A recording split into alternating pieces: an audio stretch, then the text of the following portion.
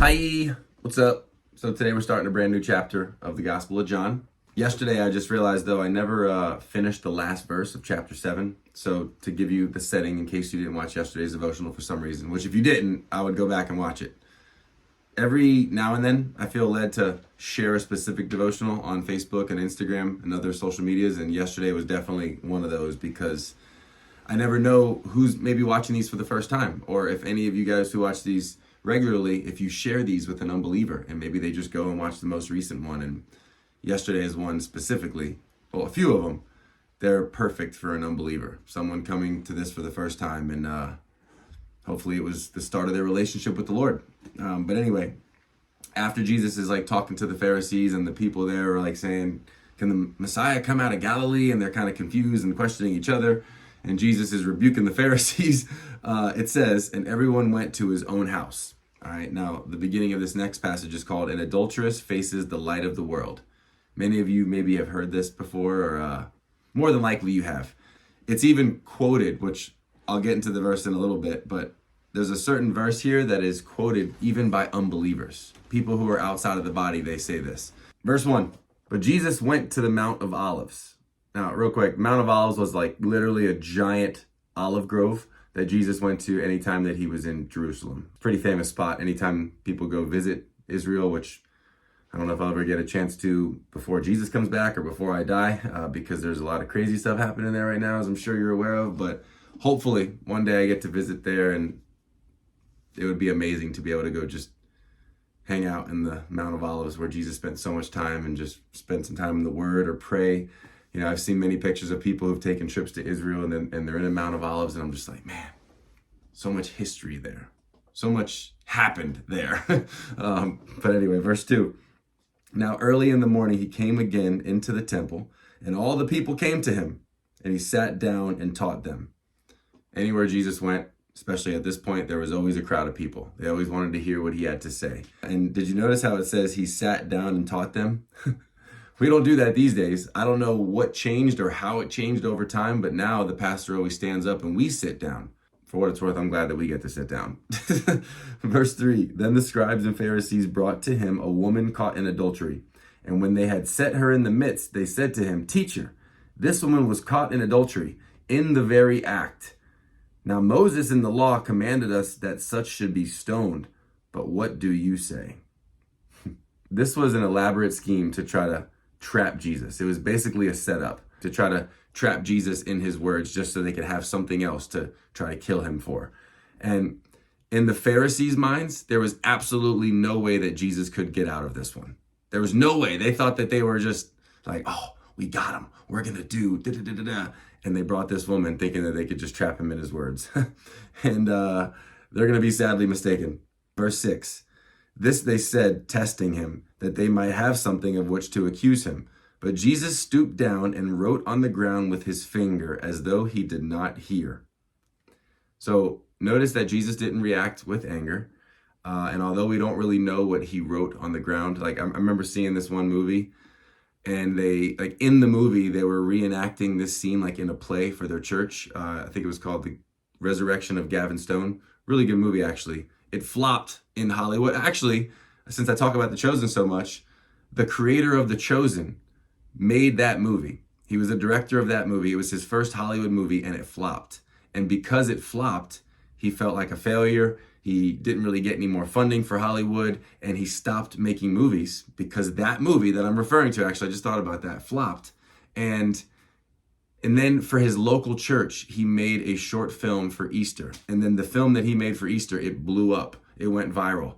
And then from that video, he started a crowdfunding, and he raised, I think it was over $10 million to produce the first season of The Chosen because people wanted more content like the short film that he created there. And look at how God took someone who was a failure in the world, and even he thought he was a failure. And from that, he has now created one of the best show about the Bible I've ever seen. I think that has ever and probably will ever be created. It has helped so many people, myself included. And I didn't think about sharing that, but it's just a really cool, like kind of testimony to that, of how God will take seemingly what's a failure and then turn it for his glory. Like, God works all things together for our good, for those who love the Lord and who are called according to his purpose. So anyway, Jesus didn't respond in any anger here, as we see. He was just writing something in the sand. And actually, I didn't finish the thought of what I was saying. In that movie, the person portraying Jesus was writing grace in the sand. And that seems fitting because God shows us so much grace. Grace is the unmerited favor that God shows us. It's what we don't deserve. And that's what God shows us. But whether it was the word grace or not, like, it was definitely something that was to expose the sin and the hypocrisy of the Pharisees and the scribes in those days, because most of them were committing adultery. And here they are trying to trap Jesus and trying to use this woman who was apparently caught in adultery. And they're trying to use this against Jesus to catch him. And they're such hypocrites because many of them were doing the same exact thing. Verse 7. So when they continued asking him, he raised himself up and said to them, "He who is without sin among you, let him throw a stone first." That's the verse that I was referring to that many unbelievers even say. Oh, cast the first stone. Don't judge. Don't judge. They almost say it like condescending or sarcastically. They'll reference this. They don't even understand the context of it. Maybe they heard it in church. However they ended up hearing it, but they'll often, like, it's not just this verse.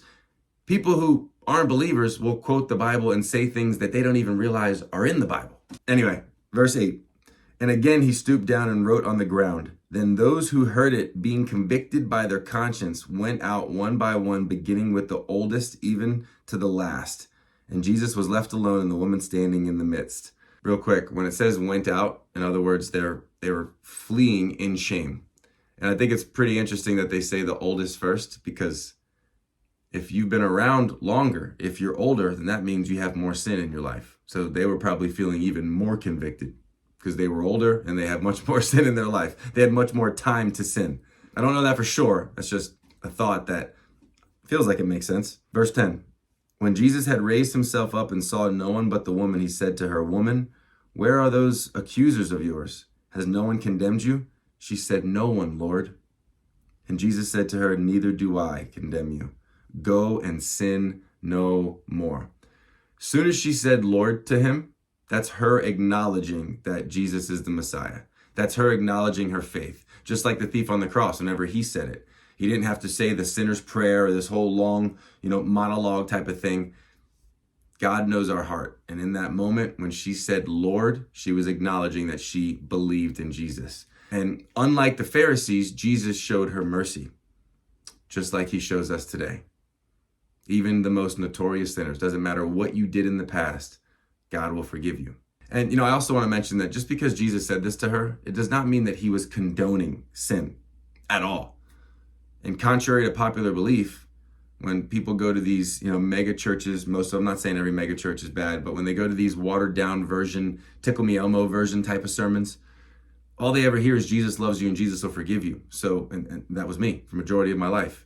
And if that's all that you ever hear and all you ever think and all you're ever taught, then you're going to continue, more than likely, to live in a certain sin or keep on sinning because Jesus will forgive me. Jesus will forgive me. And Jesus is saying to her, as he's saying to us, go and sin no more. And that's what our response should be to his forgiveness. And also, please do not forget that there's two parts to grace. Not only does God forgive our past sins, but he also has freed us from the bondage of sin as well. Who the Son sets free is free indeed. So whatever sin that you're currently living in, if you are, hopefully you're not, God has freed you from that. You're not held down by those chains anymore because he's freed you from the sins of the past and the ones that you're currently doing and also the ones that you're going to do. Because all of us are going to continually sin until we're in our glorified bodies, until we're in heaven, and that's because we're human. But that doesn't mean that we should keep sinning willingly. We're going to make mistakes because we're going to make mistakes. We're in this human spacesuit of flesh in a spiritual battle every single day. But just remember that God has freed you from whatever that sin is that you're currently going through. And through the power of the Holy Spirit, you can conquer that. You're not going to do it on your own, but we can do all things through Christ who strengthens us.